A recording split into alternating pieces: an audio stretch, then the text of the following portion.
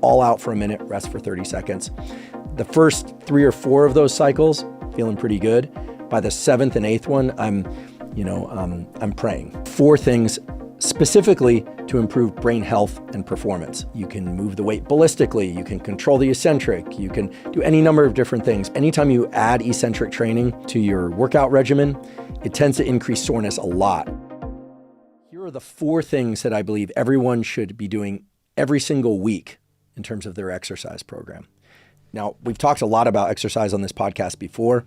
I can summarize the very, very top contour of what my takeaway is from the literature and from discussions with experts such as Dr. Andy Galpin and others, which is, I believe that everybody should include both resistance training, could be body weight, free weights, machines, some combination of those, as well as cardiovascular training each week.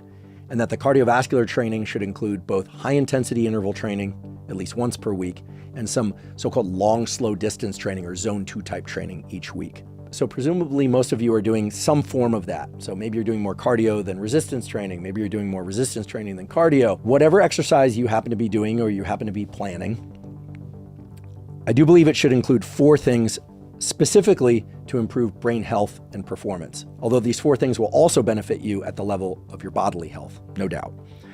The first thing is to include at least 1 workout per week that is of a long, slow distance nature. So zone 2 type cardio, maybe you get a little bit up into zone 3, but basically jogging, swimming, rowing, any activity that you can carry out consistently for 45 to 75 minutes without getting injured, right? People always say, well, do I have to run? No, if you don't like running and running's too hard on your body or you'll get injured, then do something else. Maybe you do the rower, maybe you ride a stationary bike, maybe you ride a road bike. For me, it's jogging generally or hiking with a weight vest. Those are the things that I enjoy and that I can do without getting injured. But for other people, it's a different exercise. But at least 1 long, slow distance training session per week is going to be very beneficial for brain health because of the way that it impacts cerebral blood flow, endothelial health, and basically the way that cardiovascular health improves brain function at the level of blood flow, fuel delivery, etc. The second thing is to include at least 1 workout per week that's of the so-called high-intensity interval training type. Now, there are a lot of different types of high-intensity interval training out there. In fact, Dr. Andy Galpin says, we'll hear about, say, like the 4x4x4 protocol, right? 4 minutes of going as hard as you can for 4 minutes, basically where there's no variation in the intensity through that whole 4 minutes. You're going hard the whole 4 minutes, but only as hard as you can for the entire 4 minutes, then resting 4 minutes, and then repeating that 4x4 cycle 4 times. Okay, so that's one way to do it. But Dr. Andy Galpin would be the first to tell you that you probably also get great results from a 3x3x4 type of workout or a 6x6x6 type of workout. Although for many people, that's going to be too much and too intense. Or if you're me, and you prefer a high intensity interval training session that is more like a 2 minutes on as hard as you can go for 2 minutes, and then rest for say 3 to 4 minutes, and then repeat maybe 4 times, maybe 5 times, well then do that.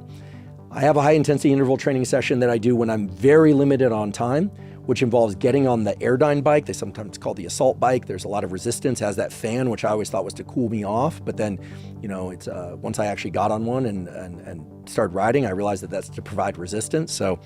But basically, if I'm limited on time, I'll hop on there, I'll pedal for about a minute or two, just kind of warm up, and then I'll go all out for a minute, rest for 30 seconds, all out for a minute, rest for 30 seconds.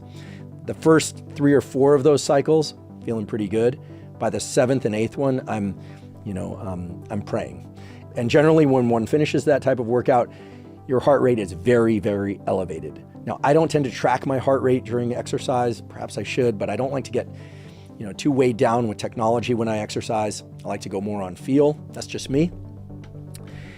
I find that my heart rate is extremely high right as I get off that thing. But, 5 minutes later, it's back to baseline. And I certainly feel energized after doing that to go do some cognitive work, to shower up and to head to work, that sort of thing. So pick a high intensity interval training session that you can do at least once per week and that works for you. And again, it's really important to pick a form of exercise for the high intensity interval training that you can do without getting injured. This is so important. One way to really limit your brain health and bodily health is to get injured and to not be able to exercise.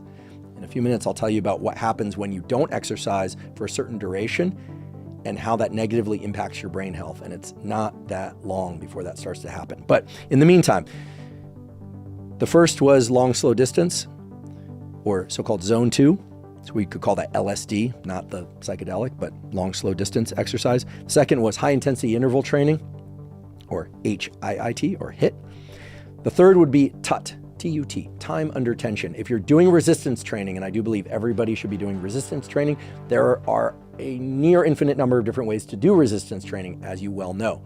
You can move the weight ballistically, you can control the eccentric, you can do any number of different things, but some proportion of the exercises that you do during your resistance training during the week should include time under tension training, where you're really emphasizing the contraction of the muscles, the slow lowering of the weight, as well as the lifting of the weight, contracting the muscles as hard as you can. And this is really to emphasize the nerve to muscle pathways in the way that time under tension promotes the release of things from muscles into the bloodstream that can positively impact the brain, as well as the way that focusing your brain on exercises such that you're isolating muscles, or even if you're not doing a so-called isolation exercise, maybe you're doing a compound exercise like a dip or a squat or a deadlift, but that really concentrating on the muscles that are supposed to be managing the work and not just moving the weight, but challenging the muscles. This is a very important thing, challenging the muscles using the weight, not lifting weights or moving weights. By focusing on time under tension, you will of course get benefits as it relates to hypertrophy and strength increases, in particular hypertrophy. Doing time under tension requires you to engage what we call the upper motor neuron to lower motor neuron. You have motor neurons in your cortex, you also have motor neurons in your spinal cord. Those pathways that then go out to the muscles and control the muscles in very deliberate ways.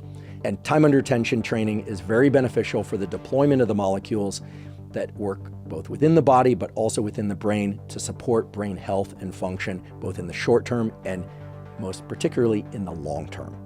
Okay, so we have long, slow distance, high intensity interval training, and some degree of time under tension training with resistance training.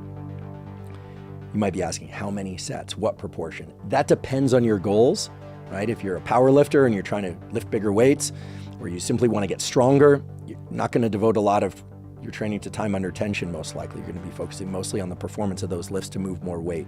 But in my case, what I do, just for sake of example, again, this is just what I happen to do, is I tend to make a full third of my resistance training just focus on time under tension. So if I do 2 exercises, typically the first exercise is a compound exercise. So if it's a shoulder press, for instance, I'll do a couple warm-up sets and then the work sets. I try and move the weight, and generally I tend to work pretty heavy in the 4 to 8 repetition range. I'll try and move the weight as quickly as I can on the concentric phase, the lifting phase, and then at least twice as slow on the lowering phase. And then I pause while keeping the muscles under tension. I never really set the weight down at all during a set, if I'm doing my job, that is.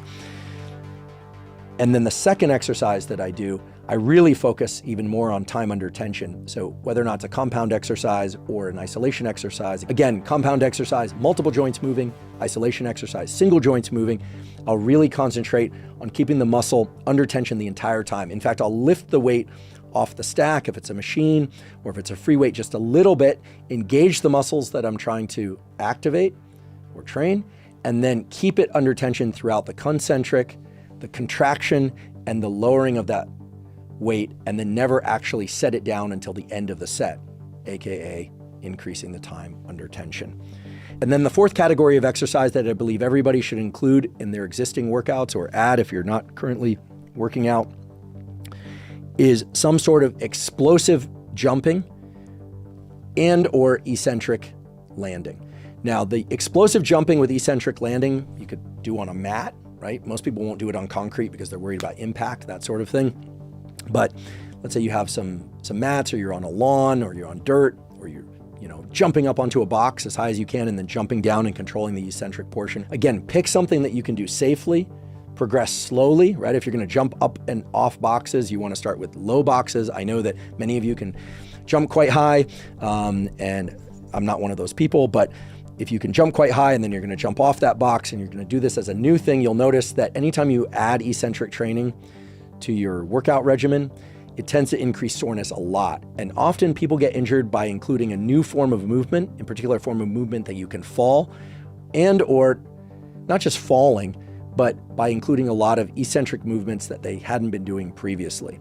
Again, be really safe about this, but that loading of the skeleton through eccentric movement and controlling the descent, super important, not just for your body, not just to avoid falls, not just to improve coordination and a bunch of other great things, but also to get that release of osteocalcin, the improvements in BDNF, brain performance, brain health, and so on.